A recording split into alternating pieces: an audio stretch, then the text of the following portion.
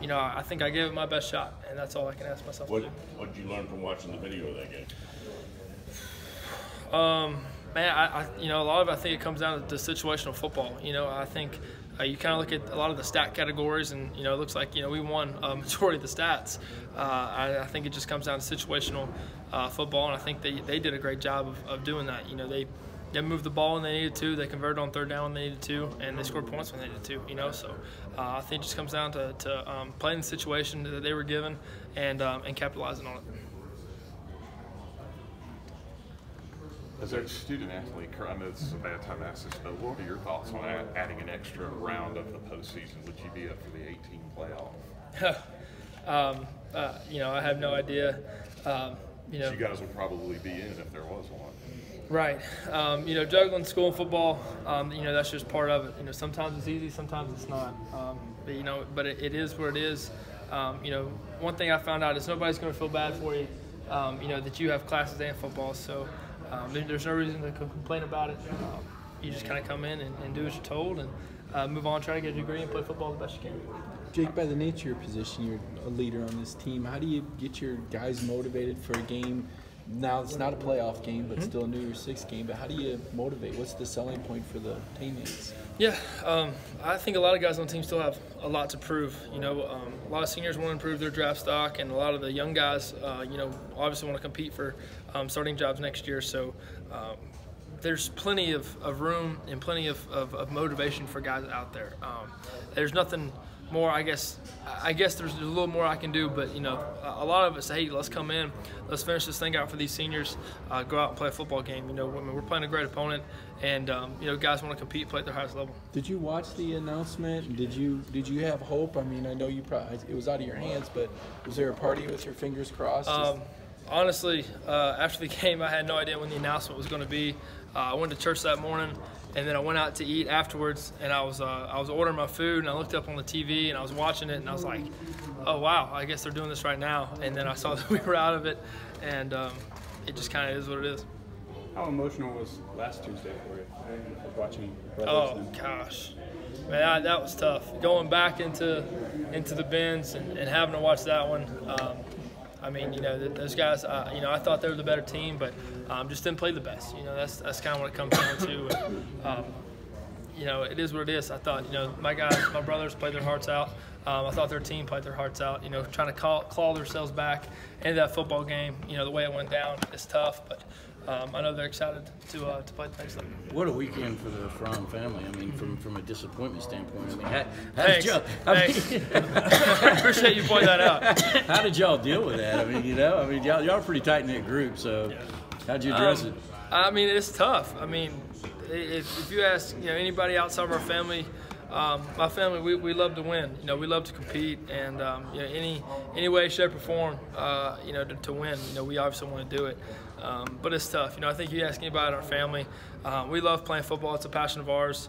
But we know kind of the big picture of kind of what life's all about. So the only thing I can ask my brothers to do is play their best, try to glorify their God, and do that. So that's all I can ask them to do. I thought they played their hearts out, and I was extremely proud of them. Jake, what role has Jay Johnson had with you as a quarterback here, as a guy that is kind of behind the scenes that would have some influence maybe on quarterbacks? Yeah, I think he is the unsung, however that saying is, the unsung hero of Georgia football. He did wonders for me in that quarterback room, and as far as just kind of what he did, scouting wise and watching the opposing defenses and whatnot. So I could always kind of go to a question and ask him about what they're doing schematically and that sort of thing. So he did a great job, and we're going to miss him, and I wish nothing but the best.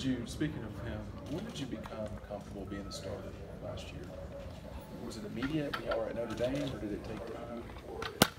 At the time, you probably said Notre Dame. It was probably not completely. Yeah, I think things were kind of happening so fast for me.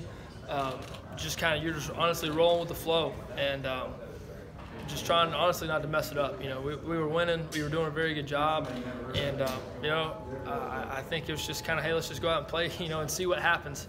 Honestly. But I don't know. I think probably the Mississippi State game at home was probably when I kind of settled in and said, hey, let's go ahead and play.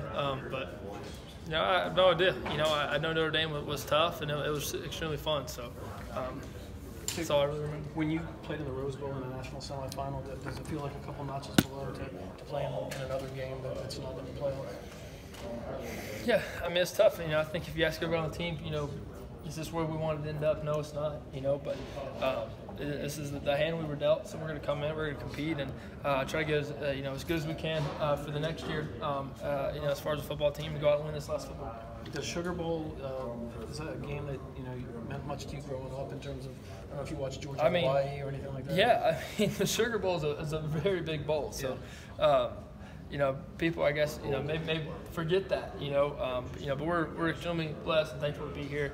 I know I'm going to go out, try to compete and play my best. So that's all I can ask myself to do. Jake, Alan, go ahead. Is it possible for you to be in a situation where you're not quite where you want to be, but kind of still be proud of what you were able to accomplish at the same time? Yeah. I think it just comes down to being grateful.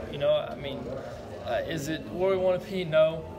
But going 13-0, and playing the 14th game in the playoff. I mean, it's tough. There's not many teams that do it. It's tough, but. I'm thankful to be here, where I'm at, here at this university, playing in the Sugar Bowl, the starting quarterback. So I'm thankful. I'm ready to go out and play, compete, and do the best I can. Yeah, Alabama's not going anywhere, and I think it's pretty clear that Georgia's not going anywhere right now. So what's the takeaway from these last two meetings with Alabama and trying to get to the finish line? You're going to have to go through them to get what you want. Right. Obviously. No, absolutely. I think it just comes down to finishing and just being better at situational football. Just making the right decisions. During the game, just taking advantages of when opportunities when we get them. And just comes down to finishing, late in the fourth quarter. I think I saw some stat where out of 119 out of 120 minutes, we were winning or tied, and we lost both games. So it just comes down to finishing, trying to, really putting them away when we have them away, and, just try to hold on and win a football game. Have you had a chance to look a little bit at Texas secondary, and what's your initial impressions on what they have back there? Yeah, they play a lot of drop zone there in their league. A lot of rush three. It's slightly different than what we see week in, week out. Not as much man in your face. I think you're going to have a lot more free access throws, a lot more underneath throws. And we'll see what happens. Thank you. Thanks,